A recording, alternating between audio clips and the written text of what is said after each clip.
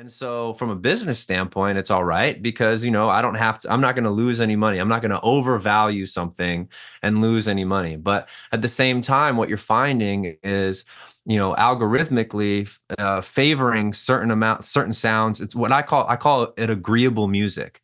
It's just something that it doesn't make you feel anything. It's just like, this is nice, and I guess, Yeah. it's,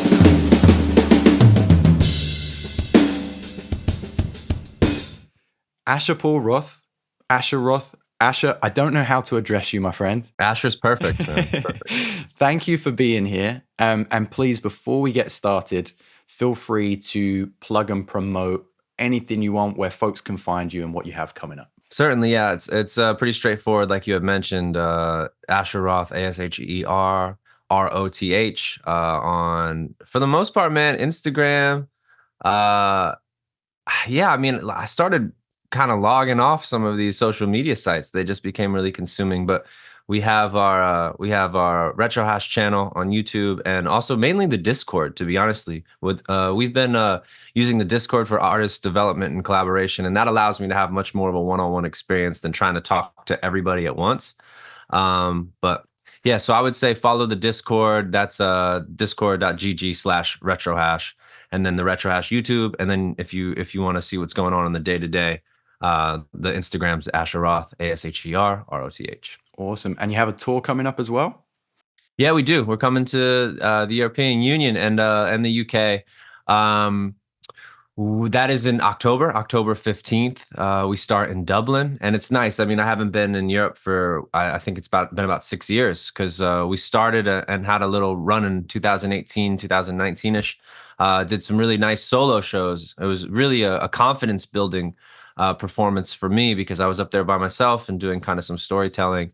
And then the pandemic happened. So we lost a couple of years of live performance to that. And so I know that the gentlemen and people I've been working with at Mindfeeders setting up this tour, they mentioned that a lot of the independent venues had shut down in the EU as well, and in the UK. And so when you're not a Live Nation artist like myself, and we can kind of discuss that, and kind of removing yourself from some of the major label stuff, you don't get as many privileges, and so you really have to work that much harder to get a little spot. So we're happy this all came together. It's going to be a grind. I mean, I think we start with like 6 or 7 shows right off the bat, no breaks, and so I'm really looking forward to it. Though I've always felt really welcomed whenever I come and perform in Europe and the UK. Dude, I can't wait. Speaking of 2018, 2019, which I think was the last time you were in London, that I went to that show, and it's I was updating my phone just yesterday, and your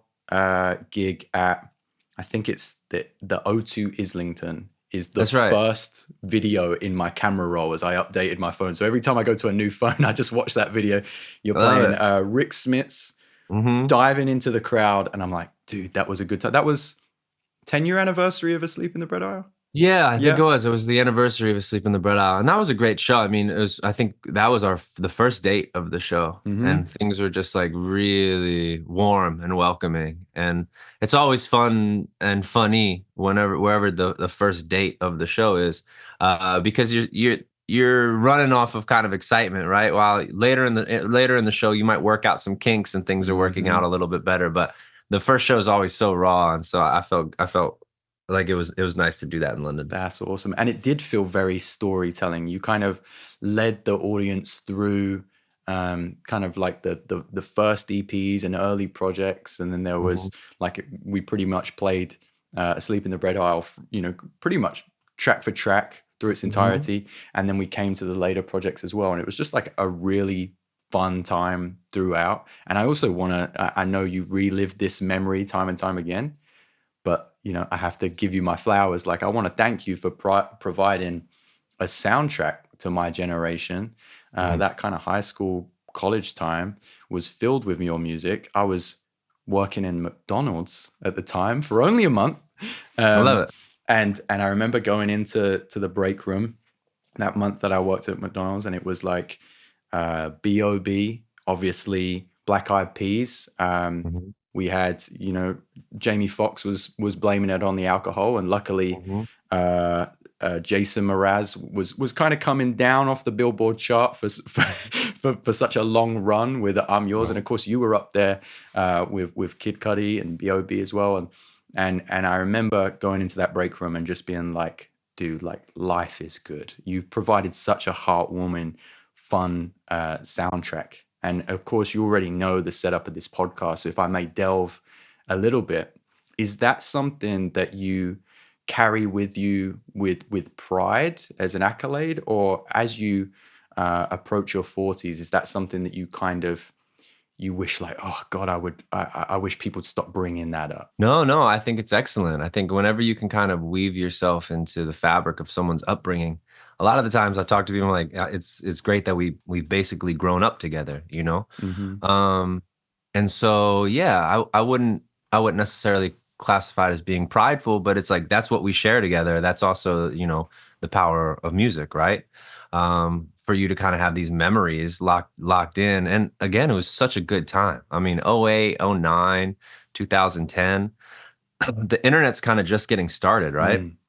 Social media and all these things, and communicating in that way was kind of just getting started. And so it hadn't completely taken over yet. Streaming wasn't a thing.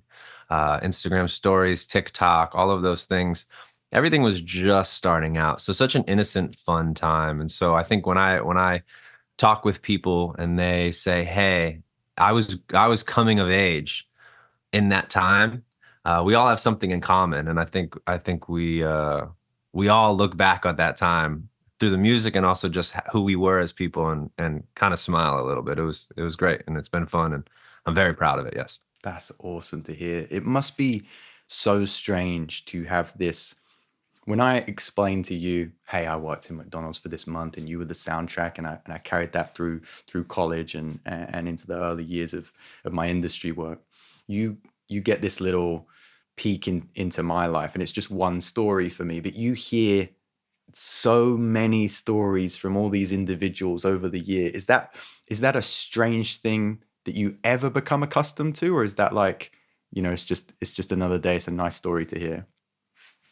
Uh, do I get accustomed to it? I think that, like, it's always been a part of my world, really, in a Mm. lot of ways. So yeah, I guess it's safe to say you do get accustomed to it because that interaction and that connection. I mean, that's really what I do, and it's a huge, boost to like why I do what I do. I think when someone can honestly see you in person and look at you and tell you, "Hey, um, this song at this time helped me with this." It's like it really is rewarding. Andre 3000 has a verse about it.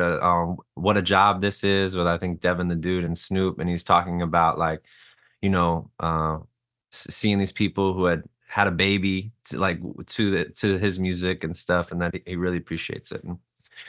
So yeah, I think, the hardest part in all of it, the challenge in a lot of it is continuing to grow with the people who you connected with at a certain time. And so um that's for me, my whenever there's a discussion of like, the questions are kind of like, are you proud of this? Do you get accustomed to this stuff?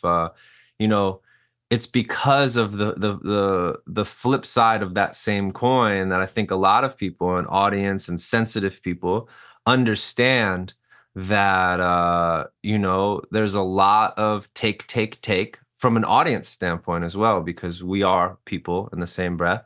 And the other side of it is the entertainment factor in the human side of it. So how you keep that balance. And so I'm always going to be thrilled if someone's like, "Hey man, I really listen to and connect with your stuff," and can give kind of an example of, or tell me a story of when it happened. It means so much to you. It means you're being heard.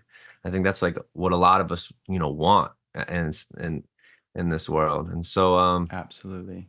and am I it's like, I don't want to say accustomed to it, like I take it for granted, but I think that communication with an audience has always been something that I've been doing for the last 15, 20 years. And so I think if people weren't telling me that, here's a story of the music, I don't think I'd have a job right now. Absolutely. You said on a similar topic in an interview with On the Radar a couple years ago that for a time, maybe like the last 10 years at this time when you were on the radar, you said for a time you were kind of playing defensively, and now it's an Mhm. exciting time because you get to play offensively. Can you Mhm. speak to that a little bit more? Do you still share that same view? Yeah, I do. And I mean, it's so loaded. It's specifically a conversation about perspective and Okay. perception.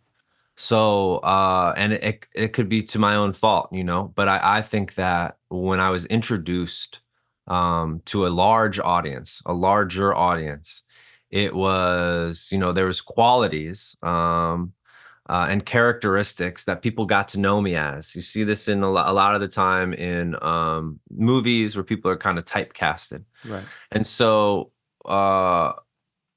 sometimes, like, when I reflect on that time, those qualities of being fun loving, kind of like, goofy in a lot of ways, but fun ultimately at the crux of it is fun.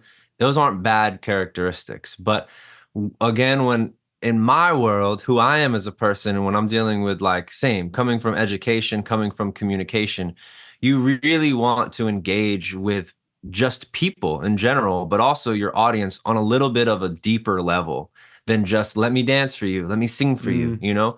I wanted to communicate with people on a larger level, but I felt like what I was running into a lot of the time from, 2009 to, I would say, a good 6 or 7 years. I mean, uh, Paps and Jazz, I think, hooked me up with an audience that was interested in how I was really feeling and retro hash and stuff like that. But in that period of trying to figure out, who I was talking to, and still to this day, a larger audience that someone who hadn't heard my stuff in a while will kind of go back. There's this just like, um, are you Dave Chappelle talking about Ja Rule and like right. Yeah. when he's laughing about what do we care what Ja Rule thinks? Yeah. It kind of felt like that. You know what I mean? Like, what do we care about what this like kind of like class clown kind of Hmm. kid has to say or what he thinks? And I think that sometimes interferes with sustainability and growth and being not allowed, but allowing yourself to do this and grow in front of an audience. And so that's kind of where the defense came in because I felt like I was dealing with a perception of me that wasn't necessarily currently true. It I was, see. kind of a time, even of a moment. And I think that happens a lot of the time where people might make a mistake or say something that they didn't mean it and do something out of character that somebody that they're interacting with, or in my case, a larger audience, might take that to be the truth of who they are forever. And so, they talk about first impressions being important and all these things. And so that's kind of where that comes from. And then, as you get older and you become more comfortable with yourself and you're no longer concerned with how people are perceiving you, you kind of just relax a little bit.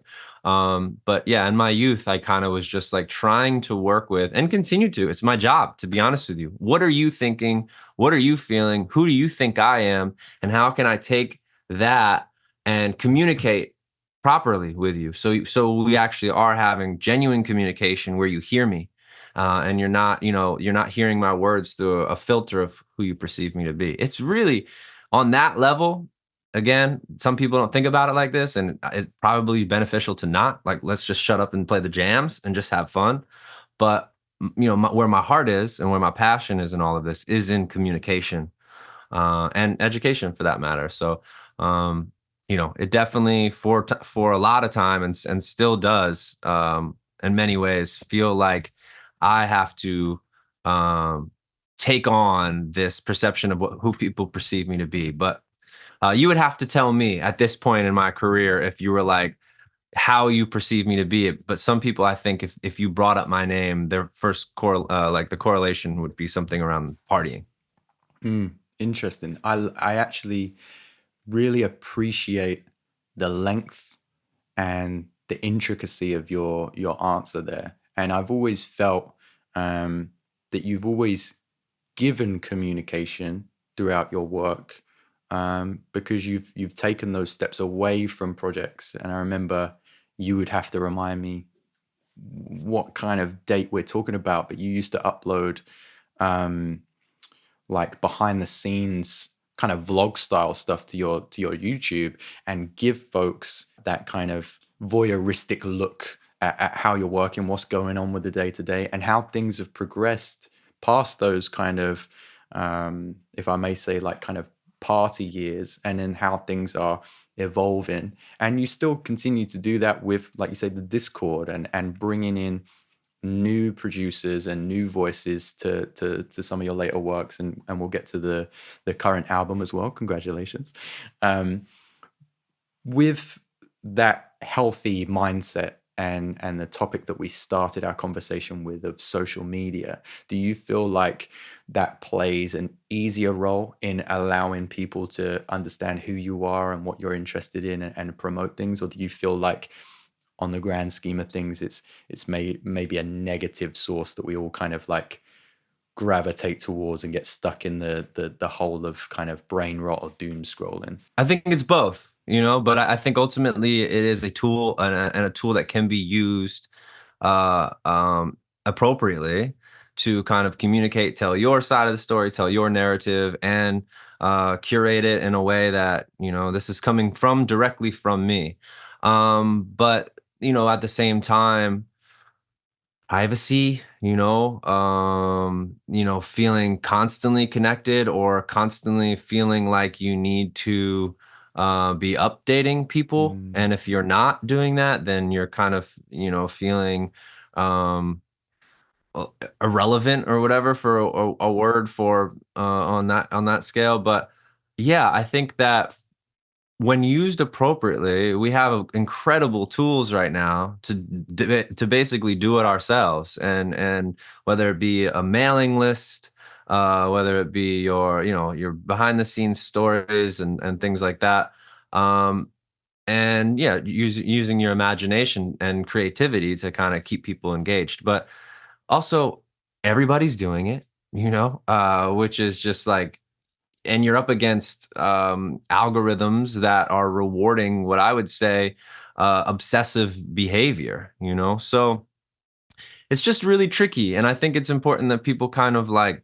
stay mindful about how they're using these tools, and artists as well. I don't envy artists in this digital era, because again, everybody's doing it, which is good and bad. I think creative outlets for everybody leads to is an important part of a healthy life, having a creative outlet. So I do encourage, which is like the Discord. I encourage people to make things and express themselves, but it creates a tremendous amount of noise. It creates mm, a tremendous amount of buzzing, constant buzzing, and so you kind of have to know what you want to do. You kind of have to be okay with just talking to a few people, and not trying to cast the widest net you could possibly do, because I think that starts to devolve your messaging. It starts to kind of just get into like sex, and like, drugs and stuff. And when you do that, and like sadness, and so um, that's all of this that we're talking about has always been my goal. A lot of my goals is like, how do I keep the balance? How do I communicate properly? How do I still have a healthy relationship with myself, using the tools provided to us? It's alchemy for a lot of us. You're trying to use all of these little elements, and make gold. And so, but everyone's kind of after the same thing. They're after these little viral moments. They're after these feelings of fame is the word, but it's not really that. It's like that being seen, being heard, being loved, and all of these things. But that stuff is so fleeting. You kind of have to provide it for yourself. But when you start to talk about money and you start to talk about providing for yourself and you start to talk about providing for the people that you love and your lifestyle and the conveniences that you've grown accustomed to, that's when it all gets tricky. But in a long-winded answer, I think it's both. I think it's really cool to have these tools, but it does stuff to our brains and it does stuff to our social beings that can be obsessive and addictive and actually take us away from the really important things that matter. I don't want to be filming my daughter all the time to post on social media. You know what I mean? When I have my phone out, I don't. I'm actually probably missing um, a really moment that I could be there actually for. In the same breath, though, going back and being able to look at the video from O2 Islington and be like, "Man, that was such a great time. I'm so happy I have this video." You know, Yeah, so it's all about balance. And yeah. it's so interesting you say that. We had the conversation on our Discord just yesterday. Some artists were talking about, I'm not a social media guy. Like, how do I promote my music? And I Mm, was, kind of talking to a few people there about your perspective with what the term influencer is, right? Because even I, as like I guess I'm a full. We had this conversation with our last guest Mondo Loops on the podcast of like, I guess I'm a YouTuber. mhm, I don't want to say I'm a YouTuber. So it depends who you're talking to. If it makes the dinner table conversation easier for me to be introduced as, oh, this is Will, he does YouTube, and somebody else finds it easier to work conversation around it, well, I guess I'm a YouTuber. But if your mhm, interests are music and production and education and different creative stuff, then I would probably lean towards like I'm a songwriter and a producer.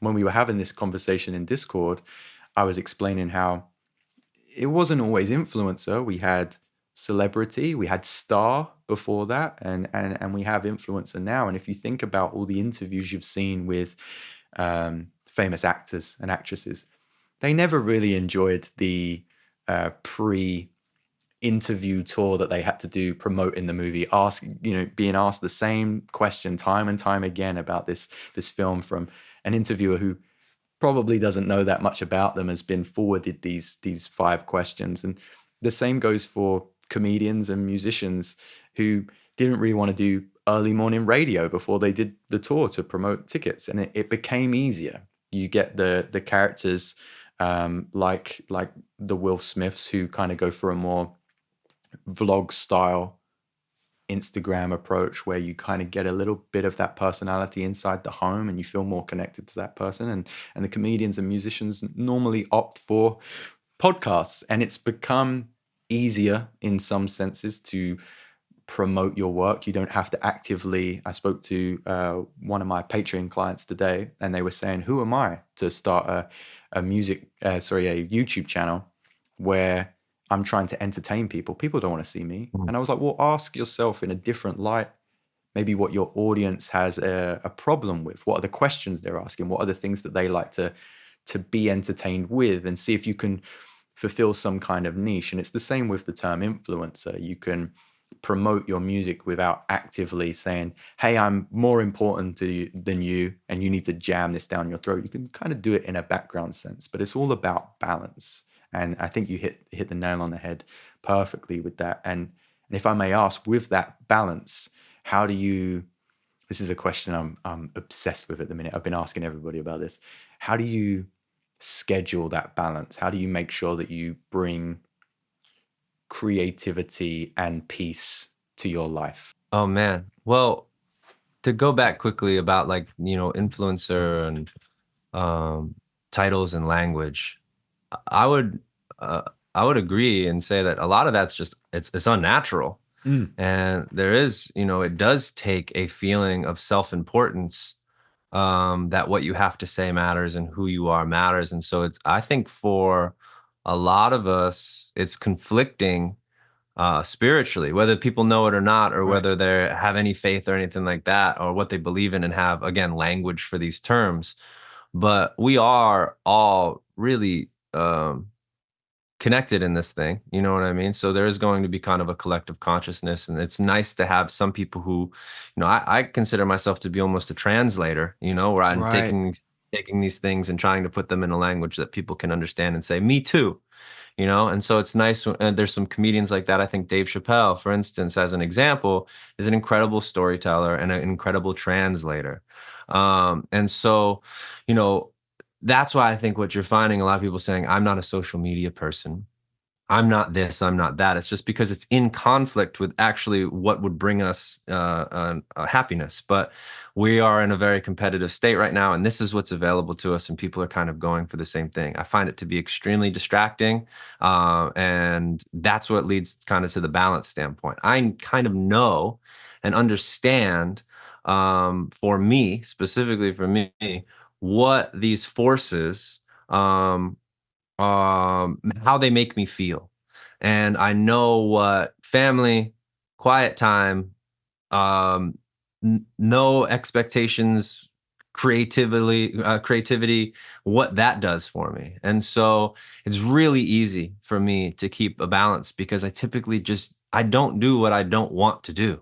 There are going to be instances where you need to wake up early, and if you have committed to saying, okay, I'm going to do this tour. I'm going to do this tour in Europe, and there's a couple people that want to do interviews while you're over there. You're committing yourself and you're honoring your commitments and you're doing your job. And that's part of balance. It's the same thing with, you know, uh, being a parent or, maintaining a home or anything like that. Like, do I want to? Am I in a rush to do the dishes? Like, no, but it's part of the job. So you can't like really complain about it. And so I think for me, keeping the balance is easy because I just understand and recognize this is who I am and what I like to do. And this is part of the job. And so I don't schedule anything like that if that's what you're asking. I don't have like oh, I do, 9 a.m. I do this and I get on and I do it. My life is not regimented like that. I actually think that takes the magic away. I do really appreciate people who are, I would guess it's considered like type A or much more organized. I think it's extremely helpful. I would actually recommend people be like, do that, schedule your time, stick to your time management, all of that stuff. I know there's so many vlogs and so many people, entrepreneurs, et cetera, that can kind of break that down and give you motivation to do that. I just have to be honest with who I am as a person, what brings me joy, what keeps me creative. And so, my balance is really starts with how am I doing? How do I feel? How's my body? How's my mind? Who am I hanging out with? What have I been eating? Once I start there, I kind of go off of that. And, unfortunately or fortunately, work and how I earn money and all of that stuff is kind of like, lower on the priority list because none of that really matters if I'm not well, Mm. and if my relationships aren't well and my like how much money I have in my bank account does all that does is make sure that, whether like what the rent's paid, the bills are paid, whatever it may be. So, yeah, the balance for me is pretty easy because I know my priorities and it starts with my well-being. So Well, people would say I'm selfish.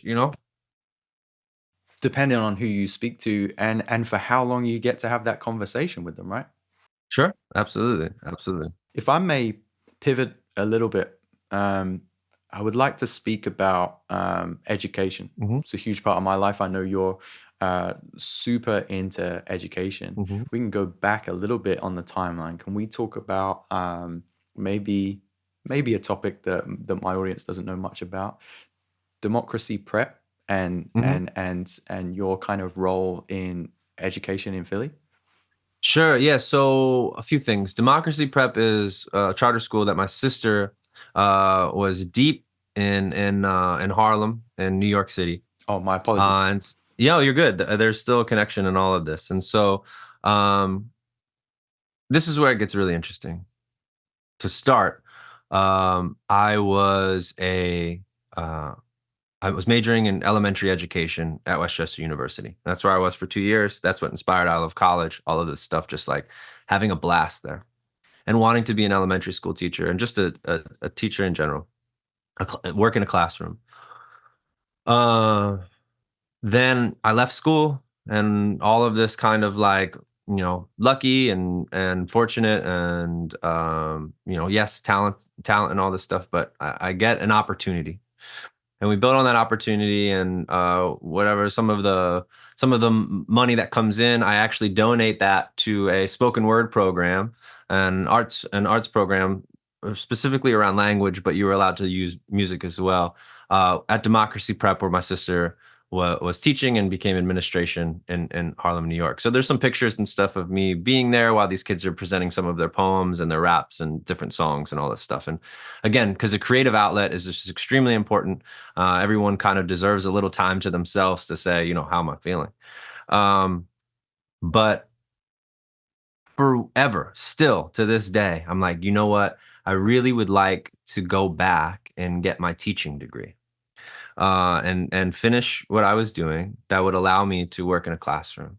And so my sister, who has spent, this is my older sister, she has spent, let's just call it the better half of 20 years in the classroom and on the administration side, has mentioned specifically public education is really messy. Charter schools as well, private schools, I'm sure as well, but public schools specifically is so messy.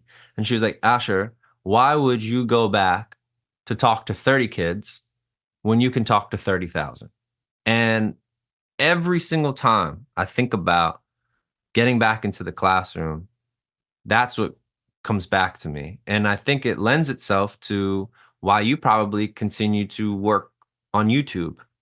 Whether you call yourself a YouTuber or whether you call yourself an educator, it doesn't matter. Again, these are just titles people throw around so they can compartmentalize in their own brains.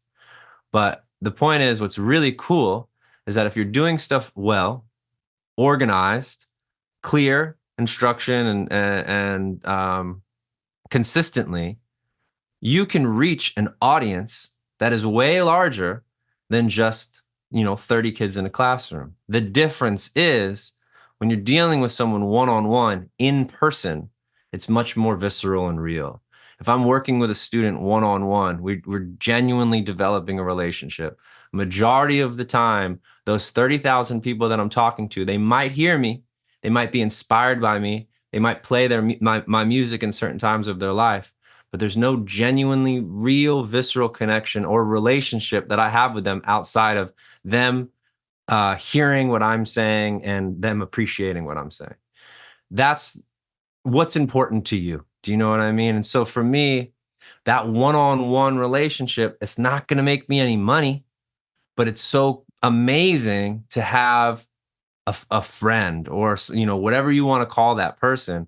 It's really amazing. Those relationships are extremely valuable. And so how I've always trying to weave the worlds of education together, with entertainment, what I'm doing in entertainment, is really try to develop a meaningful relationship, with my audience. And I find that to be more possible with a smaller audience. And it's counterintuitive to capitalism and Mm. counterintuitive to entertainment. You're supposed to be continual growth, growth for the sake of growth, as many people as possible. Who cares who they are?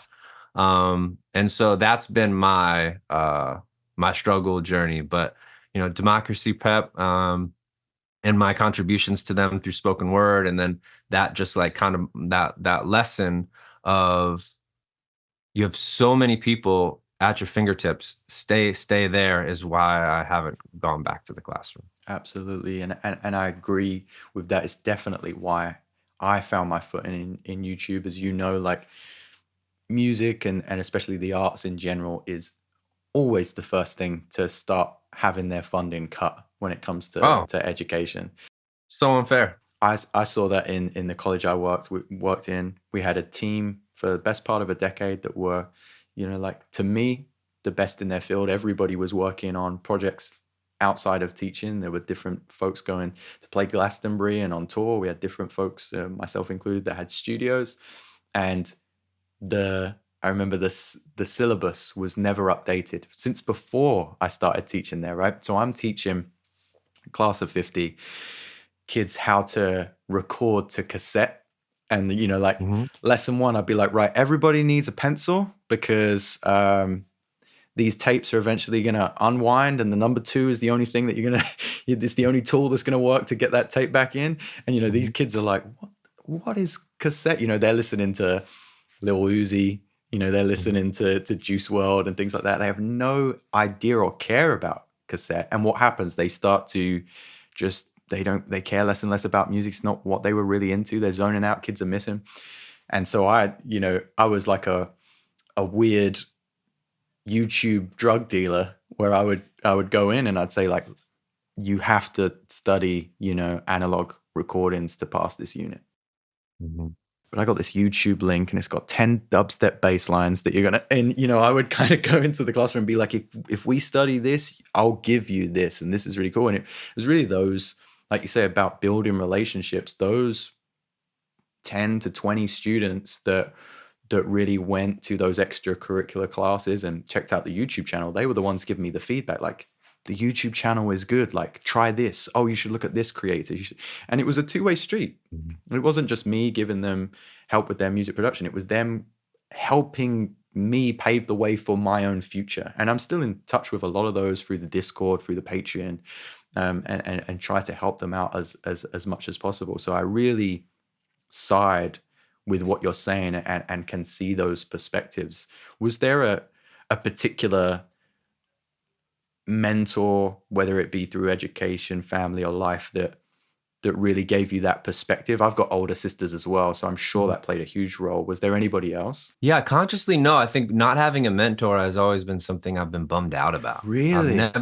Wow. Yeah, I've never had somebody to just say, hey, you know, come hang out over here. Let me show you some stuff. It's Mm. like everything I've had to do has really been like, that's why I think it's been harder because of that. I think having a mentor is such a gift. Anybody who's had somebody who's been patient with them and they've really been able to pick stuff up from and work under, like, from an apprenticeship or anything like that, is amazing. Such a valuable thing.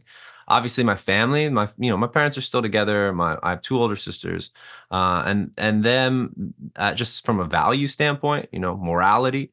My sister, when I'm getting into this thing, simply saying, don't be a douchebag, little things like that, like, they help.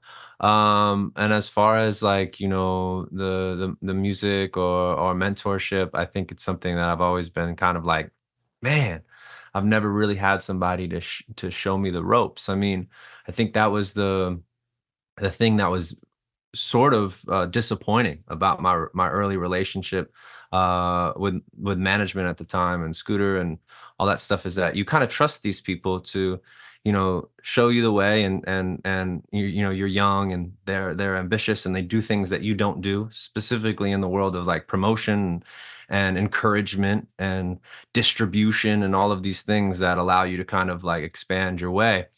And it's that trust gets broken for a variety of different reasons. And so I think that, like, that's always been something that I wish I had, was somebody who was like, hey, specifically in the music industry, right? And I think you're seeing it now again. Our audience needs to keep in mind the timeline of this information era that we live in. YouTube had not become its profession that it is now. It wasn't these quality videos that are somebody breaking down mechanical royalties and publishing, right? It was just cat videos and, like, Charlie Bit Me, Absolutely, yeah. that's all it was at the time. And so now it's become, like, the center of information, and really valuable, incredible information. I mean, if I need to learn how to do something, I just go to YouTube and say, how to blah, blah, blah. And it's fantastic. And so I think specifically with the music industry, um, it would have been so valuable as a young artist, and that's why the ones coming up right now, you guys have all the information you could ever need. Please educate yourself before getting into this or while you're getting into it, because there's so many sectors to the business, even if it's just, call it recorded music, performance, merchandising, Yeah. sync and licensing, all of these things. Try to understand them. I think, from me, I'm I'm past it, but I was, sad for a while that I didn't have somebody saying, here, this is what publishing is. This is what royalties are. This is a mechanical royalty.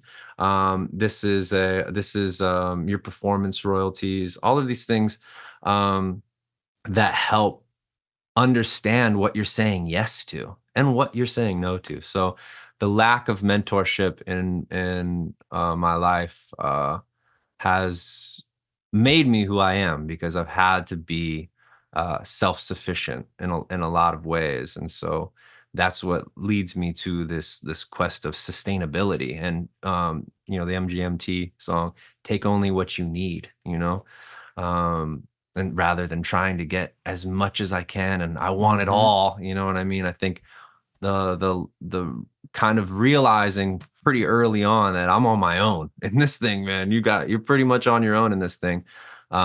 Gets you into a really nice place with yourself. Okay, what do I need to in order to feel whole? Absolutely.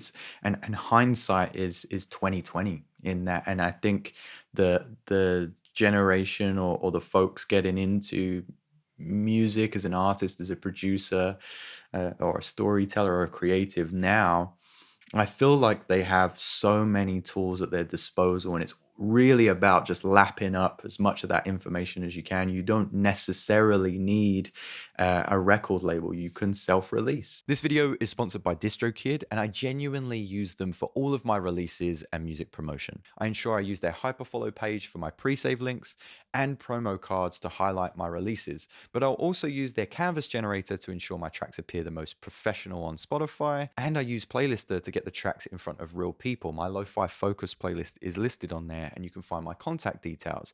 You want to make sure it's in front of real people and not on a botted playlist so you don't get banned.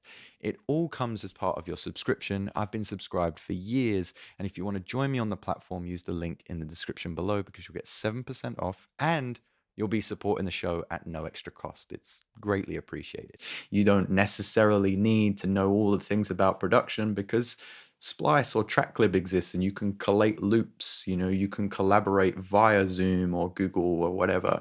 And I think, that's another thing about the terms that have changed over the years, like record label, for instance. You see many pop-up record labels nowadays that are essentially like glorified Spotify playlisters.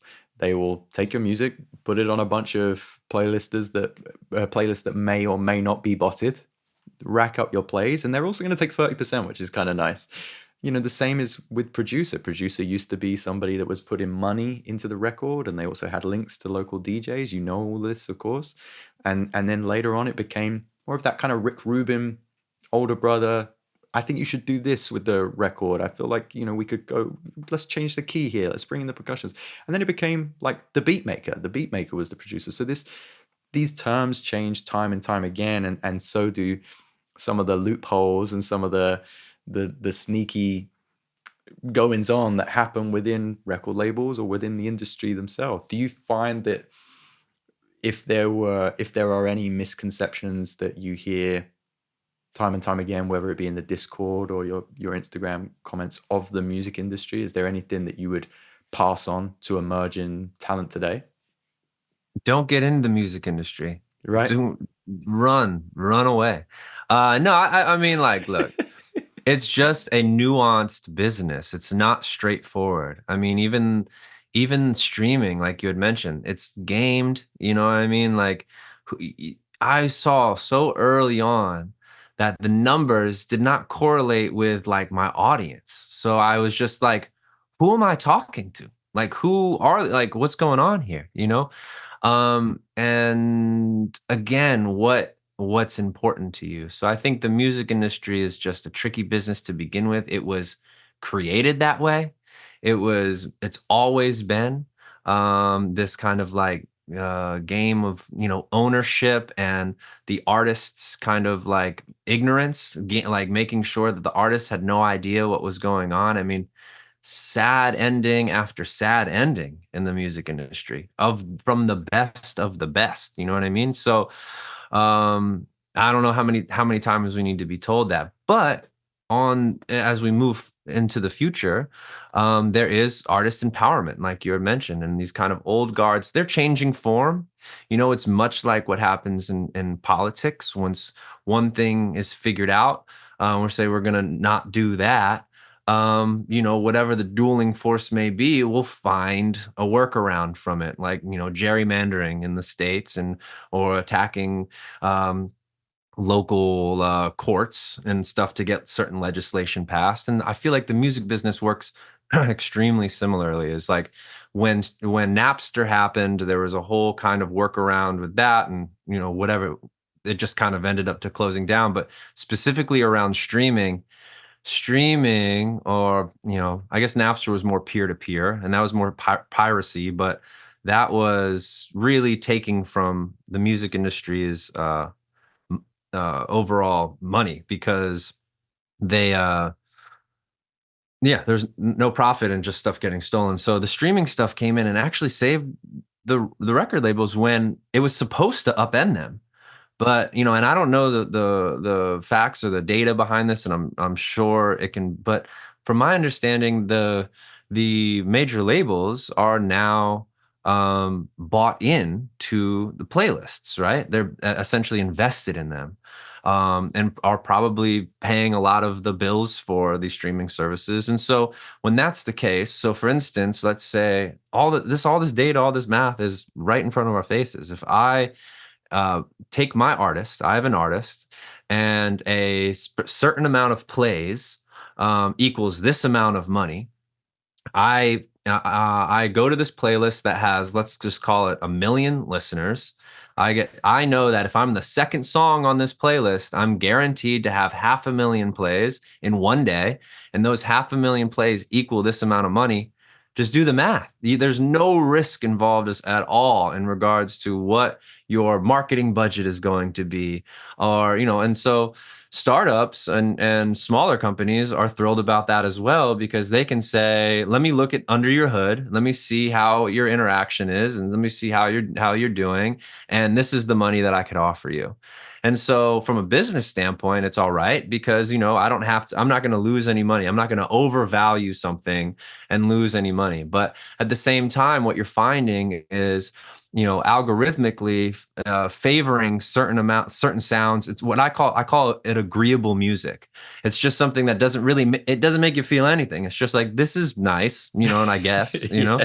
and so music is kind of getting like diluted to it. It's not really an art form that's capturing. Now there is. I'm not trying to say it doesn't exist, but on a mainstream level, in regards to unification, as in regards to like thought, critical thinking, or an emotion, Yeah. and all these things, it's all rather agreeable. And so There's no rage against the machines being churned to the and top.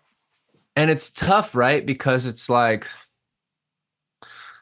yeah, like people, yeah, exactly. And so exactly. And so that's why the music industry is tough, because I feel like it's much like politics, where people come into it with good intentions and actually get hired Yeah. for their good intentions. They say, I'm going to do this. This is who I am. I'm like, this is how I feel, and I'm going to express this, and blah, blah, blah. And then you get into the system, Hmm. and you kind of just get sucked into the middle, Absolutely. where you don't really get to do anything except keep your job and make some money. Hmm. And so, is that fulfilling? As you get older, I think a lot of people can justify falling into place.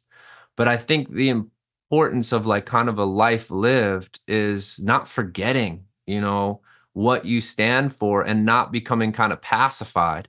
Music's so tough because you do just want people to have a good time. Like Mm. I just want people to come to a show and have fun. That's it. But like, what happens if you can have fun, but also leave there inspired? Not just to like go do it yourself, but also say, you know what, I'm gonna get involved. You know what I mean? Like, oh, you know what, I have I have power, you know what I mean? Like I have like by researching and informing myself and reaching out to friends and attending certain things, I have influence and power.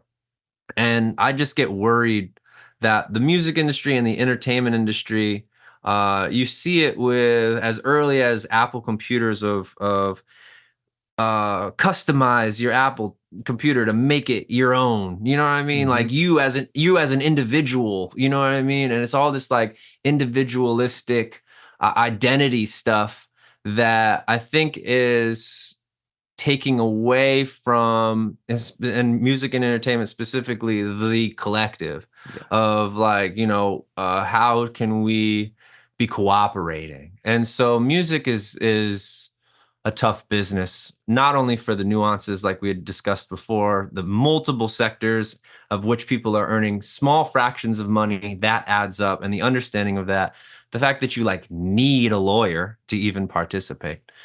But then what it does psychologically, entertainment wise, the separatist, I am important, the celebrity, like what even is that? You know what I mean? This kind of isolation, and becoming kind of ostracized from society in and of itself. It's all relatively dangerous. And so I've heard Rick Rubin say it before, and it's not an original thought, but it is good to have your creative outlet not necessarily be your job. Mm, Have something that you're doing that's earning money, so you don't necessarily feel like you need the art to make your money for you. Because I think what you'll find is it becomes something other. absolutely. And that's actually recently where I found had this discussion fairly recently on the podcast of not knowing what my creative outlets were other than music. And Hmm. then just before the summer, I know you can side me with me on this one. I got into golf, Hmm. Awesome. and I suck at golf. I am bad. And I saw on your Instagram, did you get into it, or you've been playing for a while? Well, I came up playing baseball when I was Right. young, and then so golf was kind of more of a recent thing. My grandparents, on my mother's side, they played a lot of golf, and so yeah, I think it was a natural progression into specifically as I got older. I don't know if I'm just getting older or old, and golf is now cool, or if That's golf how is I just felt about way it. way cooler. There's like a serious, seems like there's a real push for golf to Mm, kind of be a thing, but it's just enjoyable. I think you're competing against yourself for the most part. exactly. And there's, it's a nice way to enjoy a day as well. But I think everybody sucks at golf, to be honest with you. I think But it's even the pros, nice, right? You even the go there pros. and Yeah. you go, awesome. I'm outside. It's one of the few sports where they go, hey, have acres of land to Mhm. yourself. Just walk around, Mhm. enjoy yourself. Try and find that little ball. And you're Right. like, dude, I am having an ace time. I don't know what the score is. For some reason, it's going down and then it's going up. And I'm, trying to find these little holes. And I'm just having a wondrous time. And to go back to your point about kind of the music industry and kind of the little traps that people fall into, that's the beef that I continuously have every year, every December, with Spotify Wrapped. Like, Mm. it's the biggest free advertisement that Spotify has ever, or any platform has ever come up with. Everybody wants to, like you're saying, customize your own experience and show how unique you are, whilst also showing off, look at my cool Spotify rap. Look who's my number one. I'm the number one fan of this artist. Look how many plays that I've accrued. And everybody plays the part of it, of being in the club. And I kind of push back against this every year, because every year Spotify takes more and more, a bigger cut, or one person takes a bigger cut than all of the artists. And it seems like one of the few industries, I know I'm preaching to the choir here, but it seems like one of the few industries where there's an actors guild. They kind of stop making movies. The writers, they go on strike, and the musicians are kind of like, gimme, gimme, gimme, push, push, push, to quote Tupac. Like, it's I understand what's going on, but I'm also just going to look out for myself. And not enough people are unionizing within the music industry, and I find it so counterintuitive. But I'm gonna pause it there. I know we're strapped for time. How are you doing, buddy? I wanted to ask you like two more questions if you're good, but if you You're got to good, shoot man. off, Yeah. yeah. Oh, you're good. let's pivot to what I think is a highlight, and I've been excited to speak, just briefly on this. You have the pleasure of working with on multiple occasions with Travis Barker, which is Mhm. a bucket list, artist to work with for most artists. If a new artist today is on a track with Travis Barker or he's, performing with them at a live show, it's like, dude, I've made it. And if he, does his march and snare stuff on a few bars of your song, the internet blows you up. But you were doing it like before it was cool, and then you did it again. Like, what's your relationship with Travis Barker, and is there more in the pipeline for you guys in the future, do you think? And maybe it's too early to tell. Yeah, too early to tell. Travis is such a gem of a human being, first and foremost. I mean, just there's not a negative thing I could say about him. But we uh, we were on tour with Blink 182 back in '09, and I'm pretty sure Travis was a catalyst for making that happen. He's a fan of rap music, music in general, hip hop music, and so he works with a lot of artists. And so, lucky enough to cross paths with him and obviously tour with them and get to know Travis and Blink as people.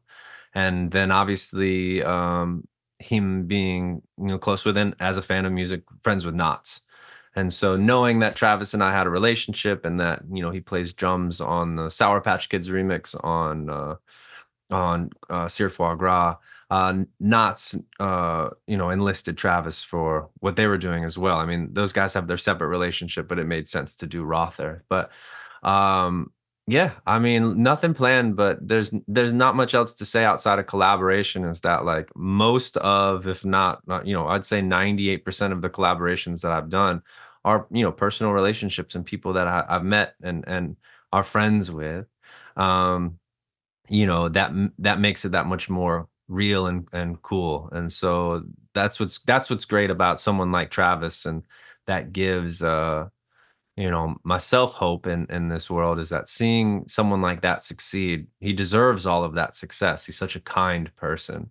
And when you get to a certain point and you continue to reach out to other artists and collaborate with artists and make yourself available specifically for artists that really can't do anything for you, um, you're just a gem. You're a gem, and we need more people like that, specifically in the arts and entertainment and communication world.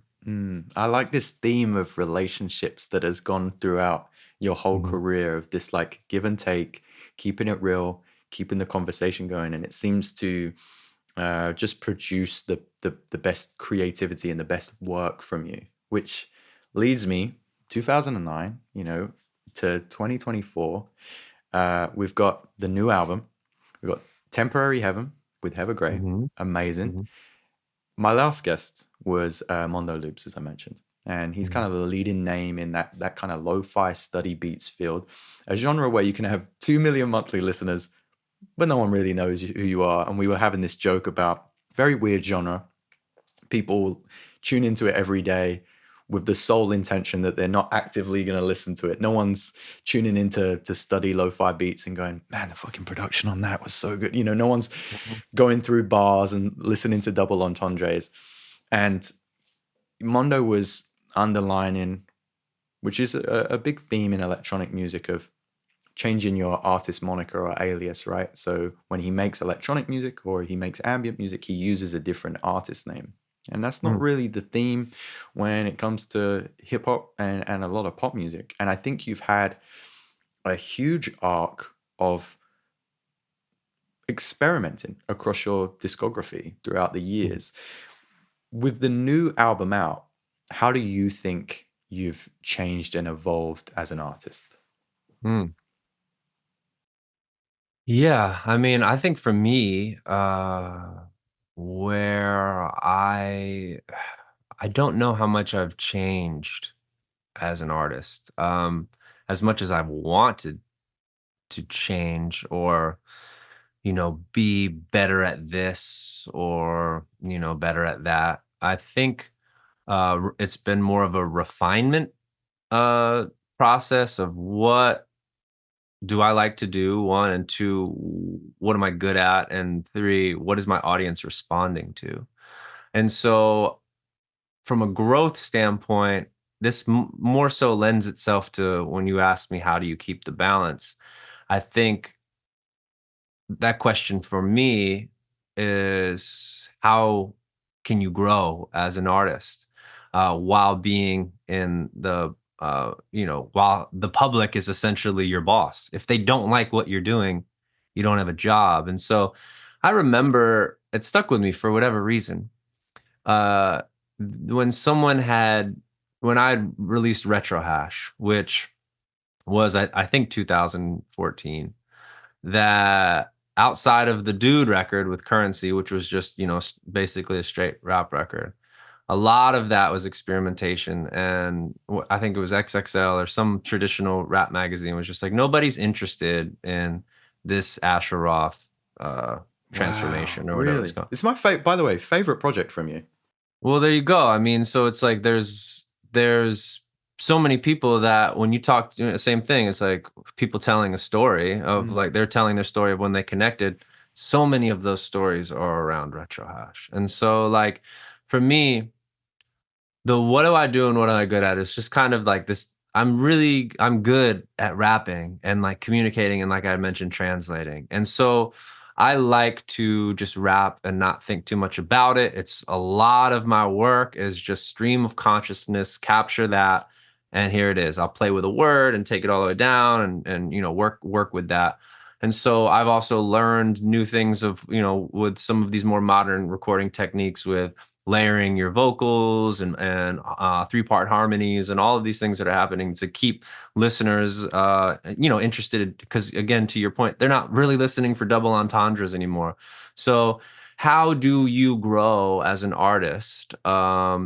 And it's just like, let me do certain things that I know my audience responds to, that have been with me since 2009, and then work in these kind of growth moments that I might not be perfect at now, but I'm working on them and see how people respond to them. And so Tangerine Girl is a perfect example of like, this is an untraditional um Asher Roth record. Mhm. There's no connection from sonically or lyrically to no, I Love College or Yeah. whatever, if you're using more popular moments of the discography as stepping stones.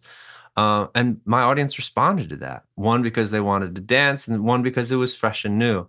And so, yeah, I don't know how much I've changed as an artist. I do feel like I'm the same, like fun and like let's we're lucky to be here type situation, keeping things positive, trying to look at things in that perspective of like, yeah, it's okay. We're gonna get through this. And I think people appreciate that about me. Again, assuming that people appreciate that. So that hasn't changed much. But I think for me, it's like, how do I keep things fresh for me and for my listener? I always want people to uh, be interested in clicking on, if they see an Asher Roth project, like, oh, let me see what this is Yeah, about, because dope. I don't know. Mhm. And once you're doing the same thing over and over again, because it's like it works, you know what I mean? It works, and just keep doing that and make as much money. Like, I don't want to like shade anybody, but like The Weekend, for instance, it's like, how tired did that get? You know what I mean? Like I saw like an Apple commercial yesterday, like 2 days ago. I was just like, what is this? It just gets like ultra safe and again, like kind of this like, okay, you know what I mean? This is okay. And I want to, that's my main thing, is like growing and changing as an artist is just like uh capturing, how do I capture my moments? How do I keep a nice clean audio journal while still trying new things and challenging myself? It's not easy. I think that it's hard. I think it's very easy to just to fall, and this is what I do, and I do it well, and I do it over and over and over again. But for me, that doesn't feel exciting. And so I think for me, that my how I've changed and or want to continue to be and grow as an artist is just remain kind of excited about it, remain like, um, I like.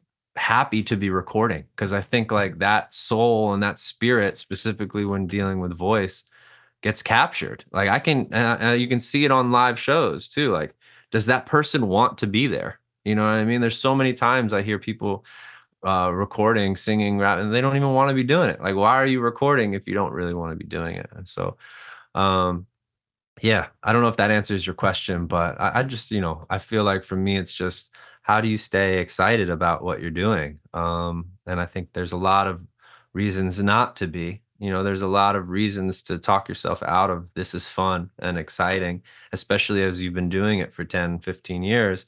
People are just like, yeah, it is just is what it is. But for me, the growth of an artist continues to be of finding new ways to keep it exciting. Absolutely. I think that's a beautiful and mature way of looking at your career arc. And I want to be respectful of your time. I know you got to shoot. Mhm. Temporary Heaven, an amazing record.